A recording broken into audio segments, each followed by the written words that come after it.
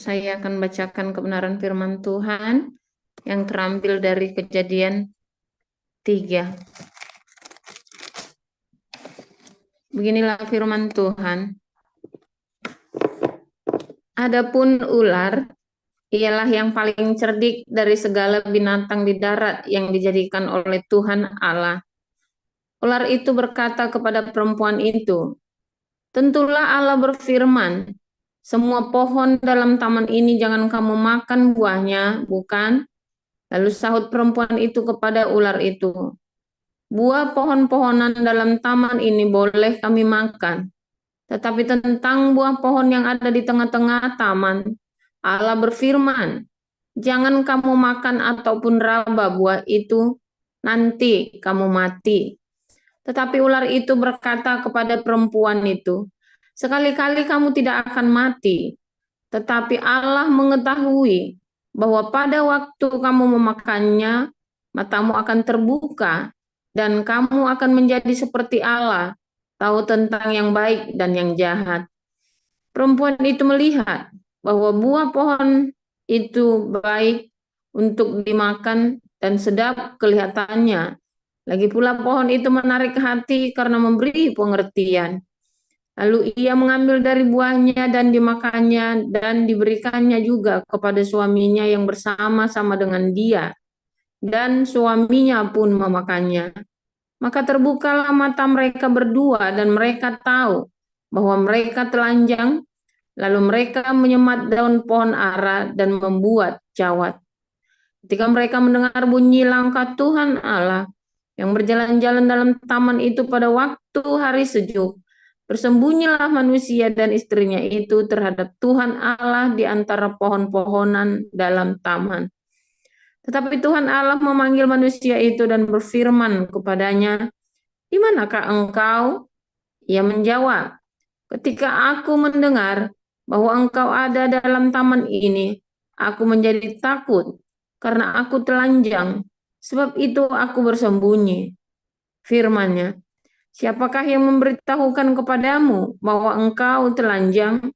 Apakah engkau makan dari buah pohon yang kularang engkau makan itu?" Manusia itu menjawab, "Perempuan yang kau tempatkan di sisiku, dialah yang memberi dari buah pohon itu kepadaku, maka aku makan." Kemudian berfirmanlah Tuhan Allah kepada perempuan itu, "Apa yang telah kau perbuat ini?" Jawab perempuan itu, "Ular itu yang memperdayakan aku, maka aku makan." Lalu berfirmanlah Tuhan Allah kepada ular itu,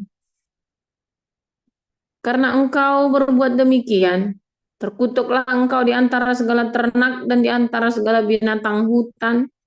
Dengan perut mula engkau akan menjalar dan debu tanahlah akan kau makan seumur hidupmu. Aku akan mengadakan permusuhan antara engkau dan perempuan ini, antara keturunanmu dan keturunannya. Keturunannya akan meremukkan kepalamu, dan engkau akan meremukkan tumitnya."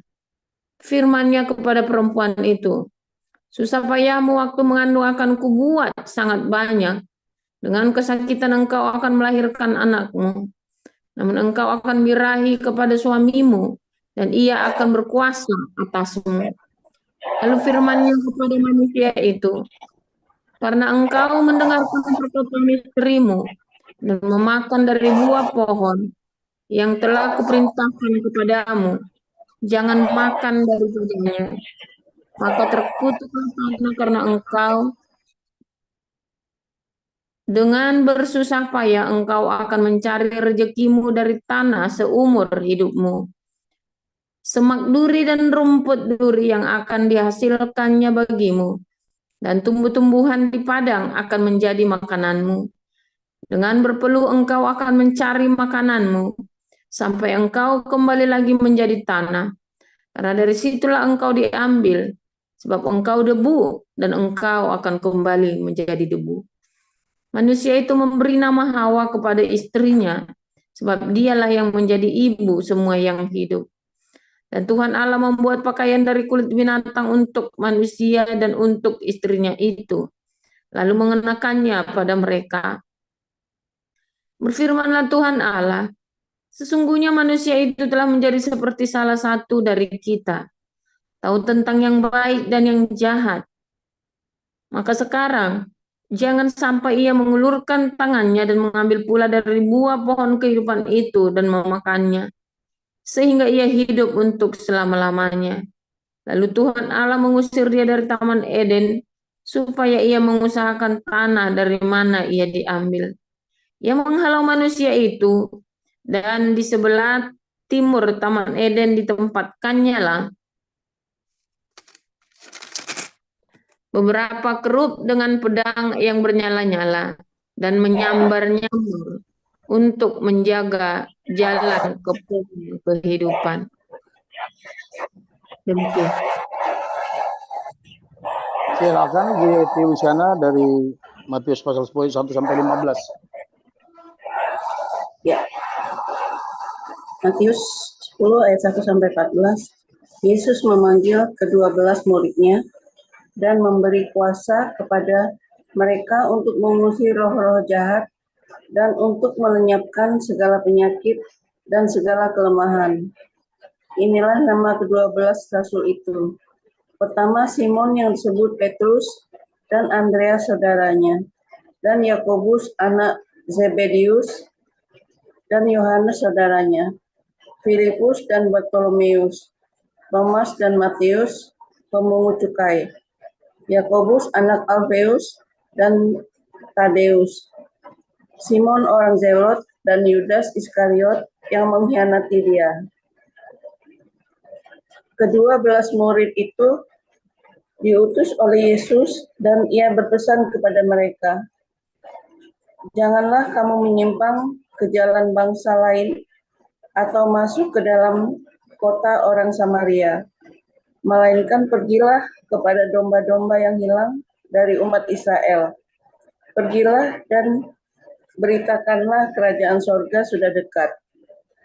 Sembuhkanlah orang sakit, bangkitkanlah orang mati, tahirkanlah orang kusta, usirlah setan-setan.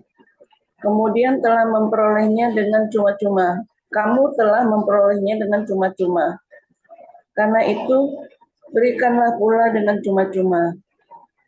Janganlah kamu membawa emas atau perak atau tembaga dalam ikat pinggangmu. Janganlah kamu membawa bekal dalam perjalanan. Janganlah kamu membawa baju 2 helai, kasut atau tongkat, sebab seorang pekerja patut mendapat upahnya. Apabila kamu masuk kota atau desa, carilah di situ seorang yang layak dan tinggallah padanya sampai kamu berangkat. Apabila kamu masuk rumah orang, berilah salam kepada mereka. Jika mereka layak menerimanya, salamnya itu turun ke atasmu. Jika tidak, salammu itu kembali kepadamu. Dan apabila seorang tidak menerima kamu dan tidak mendengar perkataanmu, keluarlah dan tinggalkanlah rumah atau kota itu dan kebaskanlah debunya dan kakimu. Aku berkata kepadamu, sesungguhnya pada hari penghakiman tanah Sodom dan Gomora akan lebih ringan tanggungannya daripada kota ini. Demikianlah firman Tuhan. Ayat 16. Lihat, aku mengutus kamu seperti domba ke tengah-tengah serigala. Sebab itu hendaklah kamu cerdik seperti ular dan tulus seperti merpati. Tetapi waspadalah terhadap semua orang, karena ada yang akan menyerahkan kamu kepada majelis agama, dan mereka akan menyesah kamu di rumah ibadatnya. Dan karena aku, kamu akan digiring ke muka penguasa-penguasa dan raja-raja sebagai suatu kesaksian bagi mereka dan bagi orang-orang yang tidak mengenal Allah.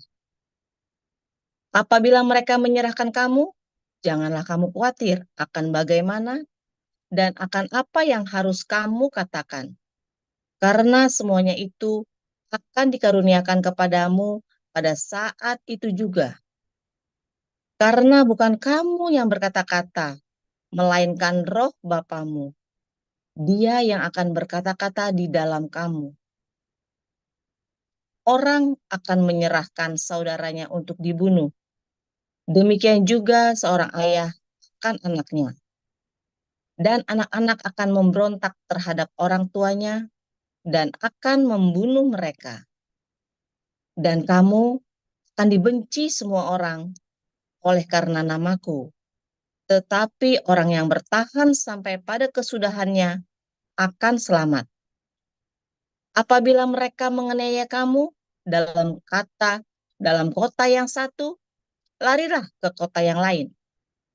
Karena aku berkata kepadamu, sesungguhnya sebelum kamu selesai mengunjungi kota-kota Israel, Anak Manusia sudah datang. Seorang murid tidak lebih daripada gurunya, atau seorang hamba daripada tuannya. Cukuplah bagi seorang murid jika ia menjadi sama seperti gurunya, dan bagi seorang hamba jika ia menjadi sama seperti tuannya. Jika tuan rumah disebut Beelzebul, apalagi seisi rumahnya. Jadi, janganlah kamu takut terhadap mereka, karena tidak ada sesuatu pun yang tertutup yang tidak akan dibuka, dan tidak ada sesuatu pun yang tersembunyi yang tidak akan diketahui. Apa yang kukatakan kepadamu dalam gelap, katakanlah itu dalam terang. Dan apa yang dibisikkan ke telingamu, beritakanlah itu dari atas atap rumah. Dan janganlah kamu takut kepada mereka yang dapat membunuh tubuh, tetapi yang tidak berkuasa membunuh jiwa. Takutlah terutama kepada Dia yang berkuasa membinasakan baik jiwa maupun tubuh di dalam neraka. Bukankah burung pipit dijual 2 ekor seduit? Namun seekor pun daripadanya tidak akan jatuh ke bumi di luar kehendak Bapamu.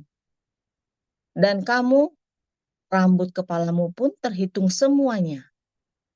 Sebab itu, janganlah kamu takut, karena kamu lebih berharga daripada banyak burung pipit. Setiap orang yang mengakui aku di depan manusia, aku juga akan mengakuinya di depan Bapakku yang di surga.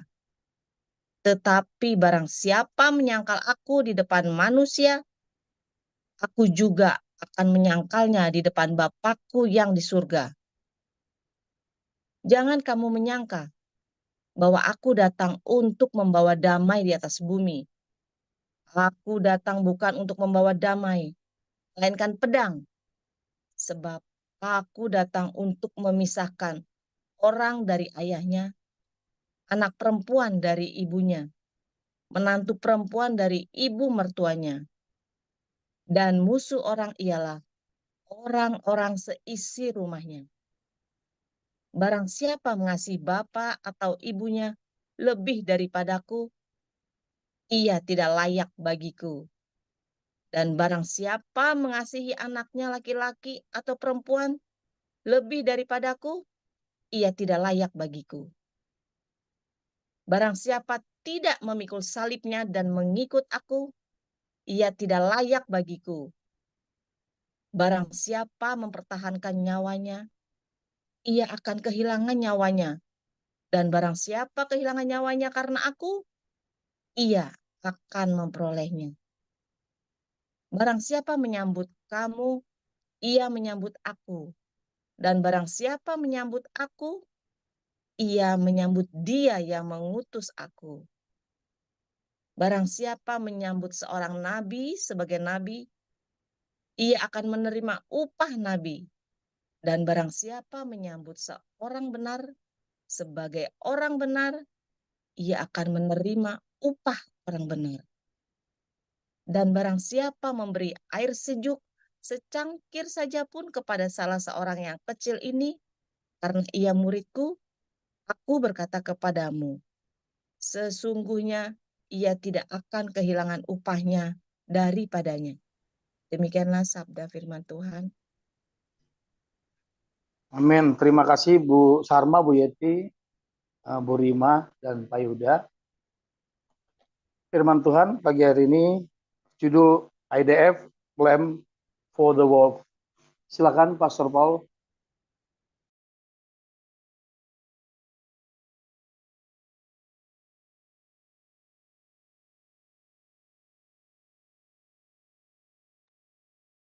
Haleluya, firman Tuhan selalu baru bagi kita semua yang menanti-nantikan Tuhan. Hatikvah dengan ketulusan hati, saudara ya. Saudara,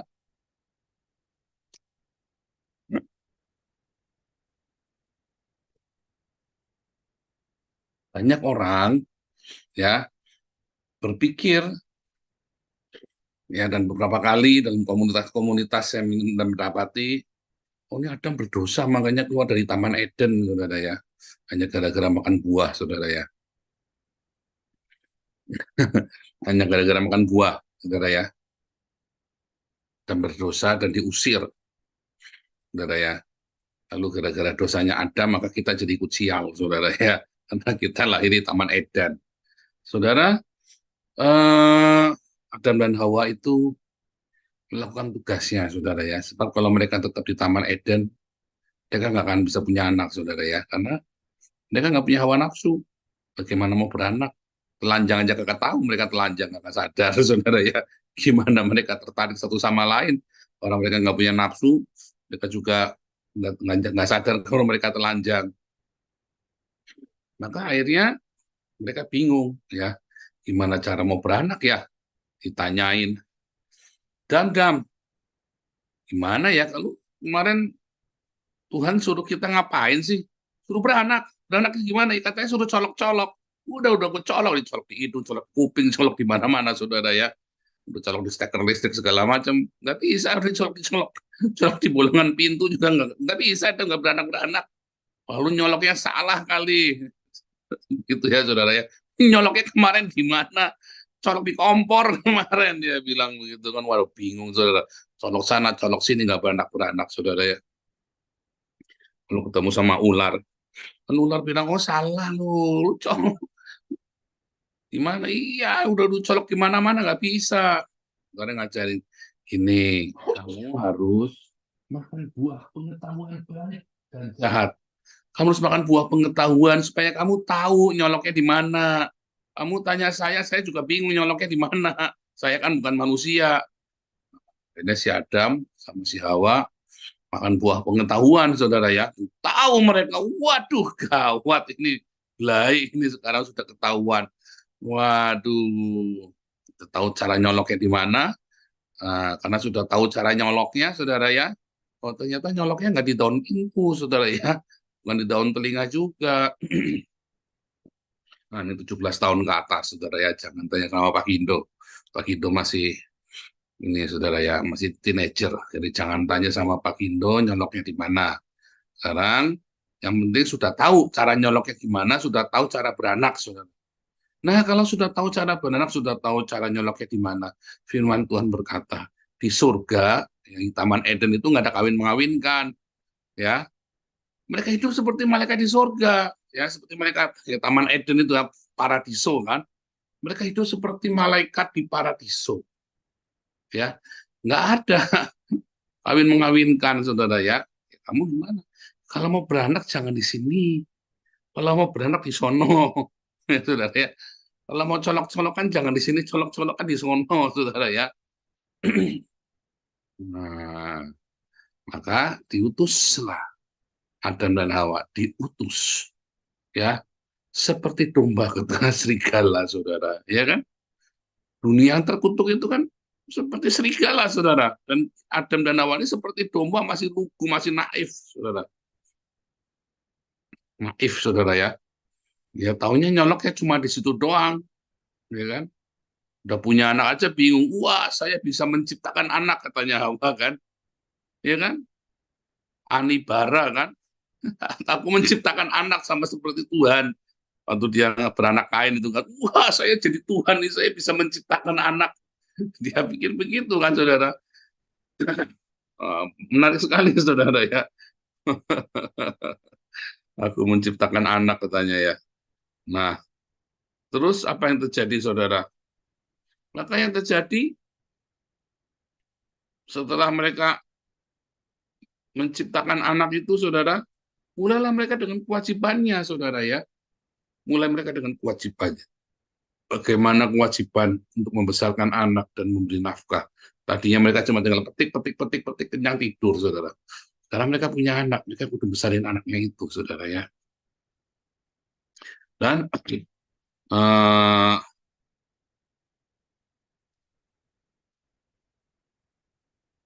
dan mereka sekarang diberi tanggung jawab untuk merawat, mengembalakan umat manusia, ya saudara ya. Anaknya beranak banyak, anak beranak lagi, anak beranak, saudara ya. Dan umat itu menjadi banyak, dan mereka harus mengajarkan tentang Tuhan kepada umatnya ini, saudara ya. Kepada anak beranak itu tadi, ya harus diajarkan tentang Tuhan. Nah, saudara, satu, saudara ya, kita ini diutus ke Taman Eden, saudara. Ya, makanya Anda ketika lahir baru, dibaptis, nggak langsung mati, saudara. Tapi Anda diutus dulu ke Taman yang Eden itu. Ya, dan Anda diberi pengetahuan. Buah pengetahuan itu adalah firman Tuhan. Ya, Roma 7 berkata, justru karena Torah aku jadi tahu. Ya, karena Torah kita jadi tahu, makanya Adam disuruh makan Torah. Adam disuruh makan Torah supaya dia tahu buah pengetahuan itu adalah Torah, firman Tuhan, sehingga dia tahu manakah yang baik, manakah yang tidak baik. Dia mengerti Torah itu memberi hikmat, katanya Amsal ya saudara ya. Torah itu memberi hikmat dan pengertian, saudara.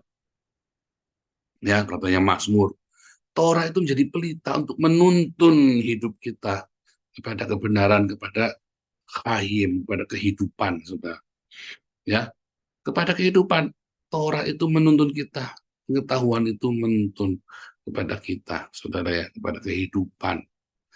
Nah, namun ya Torah itu akan membunuh kita juga, saudara ya. Pengetahuan itu juga membunuh kita.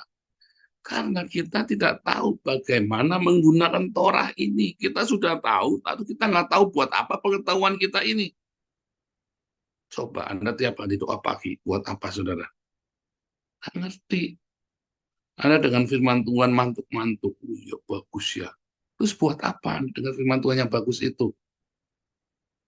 Ya, Anda dengar kesaksian yang indah. Buat apa Anda mendengar kesaksian yang indah itu? Anda dikasih tahu, wah ini ya hamba Tuhan yang jahat ini, Anda malah ikut-ikutan busuk-busukin pendeta itu. Terus buat apa pengetahuan itu? Setelah Anda tahu banyak pendeta busuk, Anda setuju, oh iya benar nih ya, Nabi ke-26 benar. Terus buat apa pengetahuan pendeta busuk itu, saudara?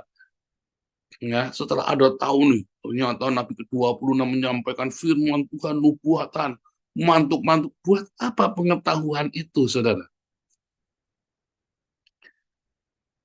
Nah, maka dari itu saudara ya, Adam dan Hawa akhirnya mati dengan pengetahuan yang dia miliki, saudara. Ya, Adam dan Hawa mati dengan pengetahuan yang dimiliki, dimulai dari Kain. Ya, dia Adam dan Hawa punya Torah, dia punya pengetahuan, dia keluar dari Eden. Dia besarkan dua orang anaknya, saudara. Anaknya diajari dengan pengetahuan. Lalu anaknya yang satu dibunuh, karena yang satu merasa lebih tahu dari yang lain, saudara. Dia lebih tahu, oh ya persembahanmu diterima, kenapa aku enggak? Berarti kan dia lebih tahu dari mana dia tahunya, saudara. Dari mana si Kain tahu kalau persembahannya Habil itu diterima? Berarti kan dia tahu yang punya pengetahuan, ya yang korup, pengetahuan itu menjadi korup, ya menjadi pengetahuan itu cacat, saudara. Yang dia tahu cacat. Karena apa, saudara? Karena setelah dia tahu, dia tidak disiplin untuk melakukan apa yang dia tahu. Ya, Anda dengar firman Tuhan tiap hari. Kalau Anda tidak melakukan, lama-lama pengetahuan di kepalamu jadi cacat, saudara. Kerjaanmu cuma menghakimi saja, saudara. Tanpa Anda melakukan, padahal sudah dicontohin tiap hari bagaimana cara melakukan firman Tuhan setiap hari, saudara. Ya, saudara, anak-anak muda IDF itu ya, IDF, Tentara Israel ya, Israel Defense Force itu masih muda-muda, saudara ya, 17 tahun, saudara ya. Mereka itu enggak kayak wamil-wamil menwa, yo baris, pakainya apa pistol-pistolan, saudara ya. Wow, baris, terus mereka naik apa, wah hebat, saudara ya. Menwanya Indonesia kan begitu ya, gagah-gagah kan, tapi kan kopong semua, saudara. Men ini orang Israel 17 tahun mereka dilatih ya beberapa bulan baru perang, saudara. Itu masih muda-muda, masih tiktokan, masih jogetan, masih joget tiktokan, saudara ya. Nah, 17 tahun, saudara. Laki-laki perempuan masih main yeye apa, saudara? IO apa lagi itu, yeye, IO apa? Masih main karet, saudara ya. Aduh, mau 17 tahun masih main karet, masih main bunga Kamboja itu yang dikejar di satu, main pakai kaki itu loh, saudara ya. Aduh, ya kan dulu anak itu SMA kelas 3 masih main karet, masih main bunga Kamboja yang di kakian itu, saudara. Yang ditendang-tendang itu, saudara ya. Masih main congklak itu, 17 tahun SMA kelas 2, saudara. Masih main congklak itu anak itu, saudara. Aduh, saya ke rumahnya dijak main congklak sama adik-adiknya sama anak, saudara ya. Aduh, lagi mau ngapain dijak main congklak, bingung saya. Mau yang-yangan, jak main congklak. Nah, bayangin ya, anak segitu, saudara ya, masih polos begitu ya.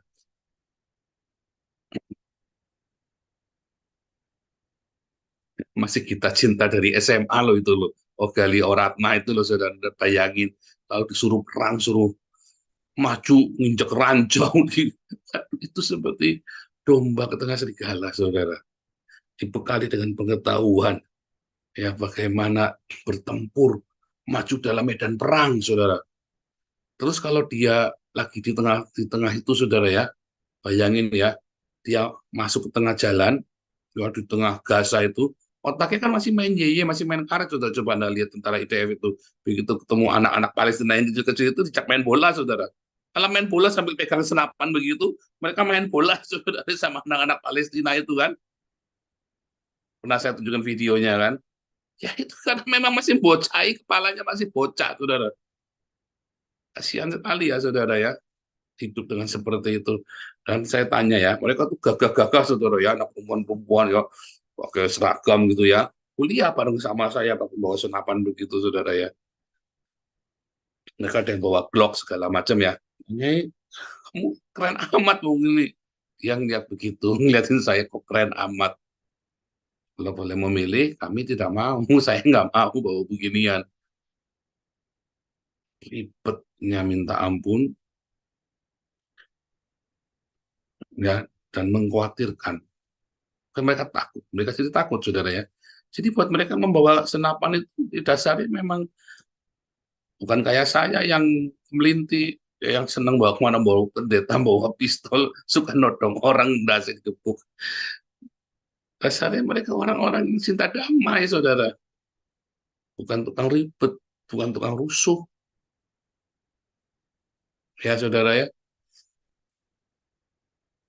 Mereka cuma diajari satu. Kamu udah diajari tekniknya, jangan lupa ya, sebelum kamu nembak, itu kuncinya dibuka dulu. Jangan kamu nembak, ditembak, mereka sampai putus asa. Bayangin anak-anak 17 tahun ya, baru kingitan, baru baca surat apa WhatsApp. Mereka kan bawa handphone, bawa handphone, terus mereka baca WhatsApp pacarnya ya, baru putus. Wah, dia puyeng, saudara. Dia nembak, nggak taunya kuncinya belum dibuka sampai nangis. Bayangin nggak itu, saudara?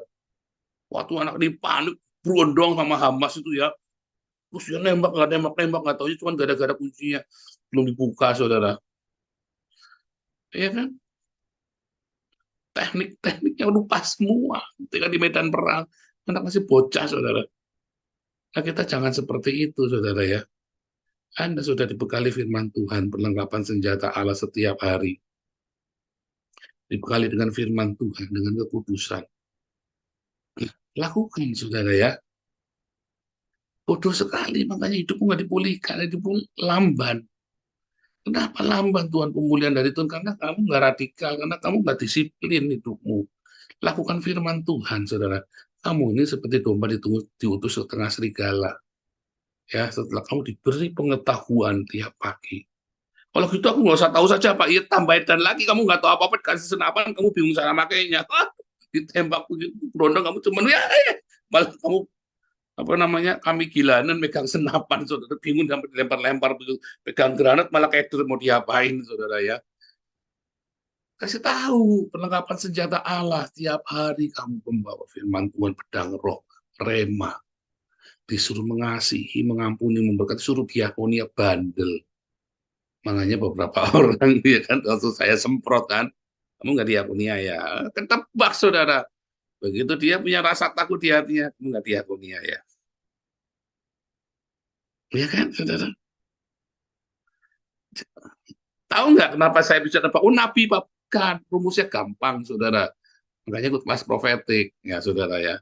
Saya tahu dia nggak diakonia. Orang kalau punya rasa takut di hatinya, dia pasti tidak diakonia saudara. Mengapa? Lah, dia punya uang 10 juta, mau ngasih 1 juta saja takut, saudara. Apalagi mati, itu lebih takut lagi. Dia punya 10 juta, mau ngasih 1 juta saja takut kurang. Apalagi mati, saudara. Ini lebih takut lagi dia, saudara. Tahu, gampang ditebak, itu, saudara. Ya, makanya itu pas profetik ya, dia jadi menebak logika alam bawah sadarnya orang. Nabi itu menebak alam, ya membaca alam bawah sadarnya kamu, saudara ya. Maka saudara ya, kamu kan tebak kan? Mengapa hidupmu penuh dengan ketakutan? Lalu kamu udah diakonia kok. Lalu kamu mau melepaskan gitu takut kurang Tuhan. Baru takut kurang. Janda ini, si perempuan tua ini, memberikan seluruh nafkah hidupnya. Ini udah gak takut mati lagi orang ini, saudara ya. Lah kamu disuruh memberikan hanya sebagian saja dari hidupmu saja sudah takut. Makanya kamu tidak punya cinta. Kalau di dalam kasih itu nggak ada ketakutan. Kalau kamu punya cinta, ya, yang melimpah, kamu nggak takut lagi, saudara. Ya kan? Kan sudah diajarin semuanya. Nah, tetapi kamu tidak mahir menggunakan perlengkapan senjata Allah itu karena kamu nggak pakai tiap hari. Begitu musuh datang, buar difitnah, bawa kucing, kelinci, semut, jangkrik keluar semua, saudara. Begitu kamu kejepit, duit kurang, langsung telepon sana sini. Dia jelas sibuk sekali. Tuh telepon sini, saudara. Mau telepon 500.000 itu loh utang, saudara. Sibuknya kayak bos gitu ya. Halo, halo, aku lagi masih di teleponnya mah. Ini mas teleponnya mah. Halo, halo, ya bisa diutangin nggak 500.000? Ya, halo. Sibuknya minta ampun, saudara. Cuma mau utang 500.000 saja. Aduh, karena kamu tidak belajar diakonia, saudara. Iya kan? Kamu tidak belajar melakukan perlengkapan senjata Allah untuk percaya. Sibuknya minta ampun, cuma mau utang 500.000 doang. Iya kan? Oh, cuman gitu Pak Paul. Aduh, saya bukan nyindir kamu, saya pernah begitu. Makanya saya tahu. Nah, saya mah jujur, kamu mah enggak. Saya mah jujur. Ayo, Pak Kido jujur apa enggak? Saya mah jujur. Saya pernah begitu. Kok Teti, tolong. Kok tolong. Lagi, tolong. Aduh. Kita mah pernah ngalamin, saudara ya. Sampai Tuhan ajari kita. Bukan Tuhan, anak ngajarin. Jangan utang-utang lagi, malu. Nah itu ya ada benar, ya, biar mati. Kalau Tuhan tidak kasih, suruh kita mati. Pikir-pikir benar juga ya. Saya sudah berdoa, Tuhan tidak kasih, berarti disuruh mati. Udah mati saja, nggak apa-apa. Gimana? Tuhan aja suruh kita mati, apalagi kakak saya, saudara. Tuhan saya suruh mati. Ya, tangan disuruh mati, saudara ya. Kita berdoa, Jehovah Jireh.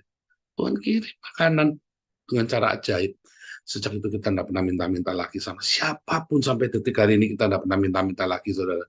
Sejak hari itu, tahun 2015 sampai dengan hari ini, saudara, kami tidak pernah satu kali pun minta-minta lagi, saudara, sama orang siapapun ngucap nggak pernah, ya saudara ya. Itu terakhir kali. Pikirannya apa? Tuhan aja suruh kita mati, apalagi kakak saya, saudara. Itu jangan harap, saudara.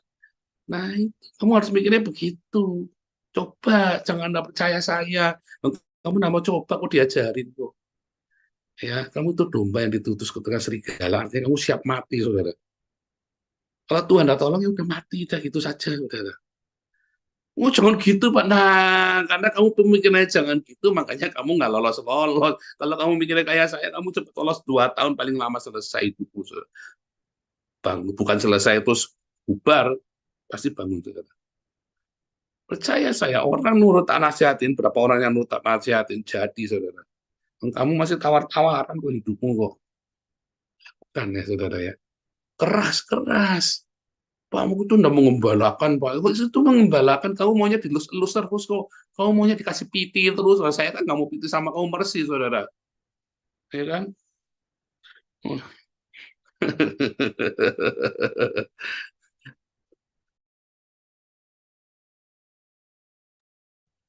Kamu kan maunya dilus-elus gitu terus. Yo, yo, sayang, sayang.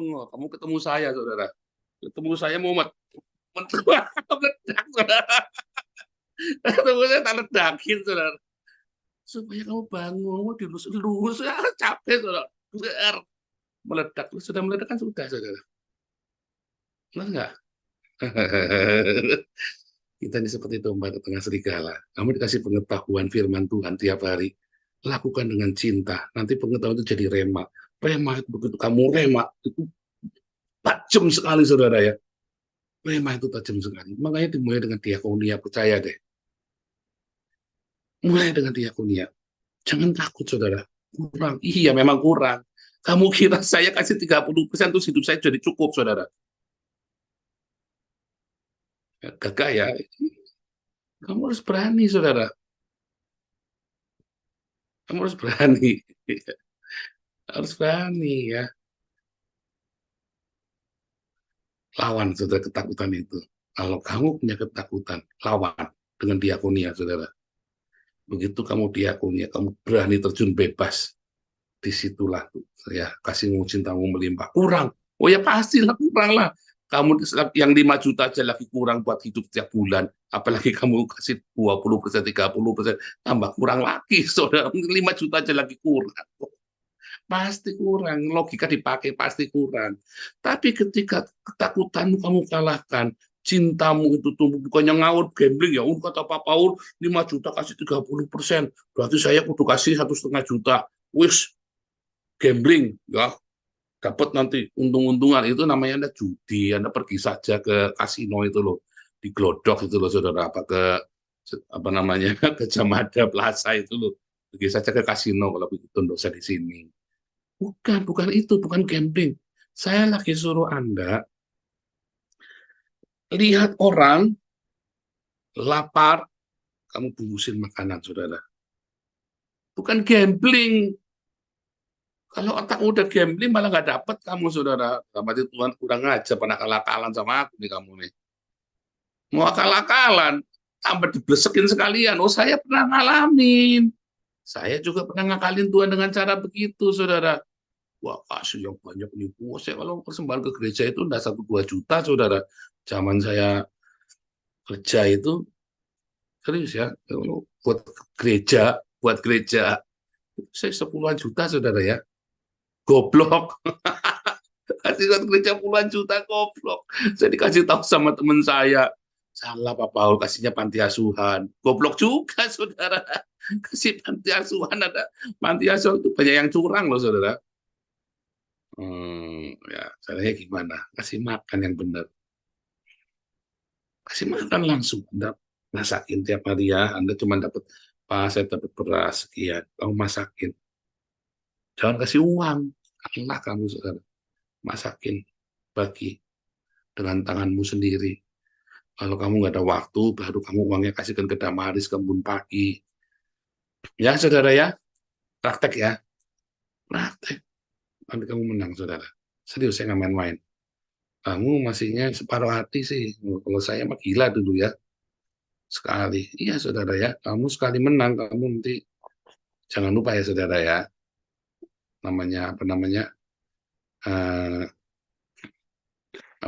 saudara?